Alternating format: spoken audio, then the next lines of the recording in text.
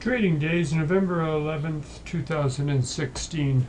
Take a quick look at this daily chart of the SP 500, and specifically I wanted to look at this adjusted Bradley, or also called the Bradley-Shremenko, the fellow who developed it.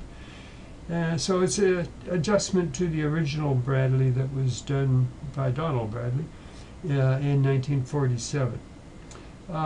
So we were talking about the turns being a change in trend, so let's just take a look here quickly. We'll click on here and we'll see that that ended up right one day off this high, and then it moved down. So as I say, the direction doesn't tell you anything, and the amplitude, these big, it doesn't tell you anything. It strictly identifies turns and sometimes misses them. I've said that before. So as this moved down, that came down to the what ended up being the primary cycle low. And if we look at that on the Bradley, that happened right at this turn.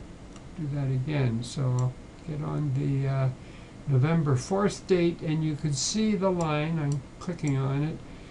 It's almost right on this first turn, and that was a change in trend. And we came up to Friday on the 11th, and we're not quite at the next one, the next turn. So on the 14th, where I said we'd have the supermoon, I didn't mention it in the notes that the supermoon is actually at 8:50 if we're in New York, so it's just a little bit before the open. Saying that, this needs supermoon needs 2 to 3 days plus or minus on the date, so it'd be the Monday date of the 14th plus or minus 2 or 3 days. And what I'm expecting is some geophysical activity, and I did mention in the notes there's already one incident in Japan, one earthquake. So if we look at this a little further, this looks like it's going to turn on Monday, and perhaps, and that's something to watch, if we turn down on Monday, then this, near the end of the week, on the Thursday, the 17th of November, we'd have another turn identified. So we may get a move, I won't say down, but a change in trend off here, and that would be down.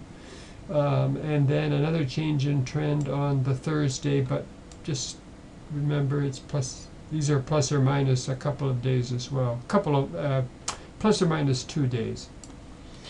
One other quick thing, I'm just play with shapes, so I put in this ellipse. If you look at it, the only time it's been broken was back here in June, in July, and everywhere else it hasn't broken the ellipse. It came down here and touched it, so I've got this on here to see what happens when we break through the ellipse to the top.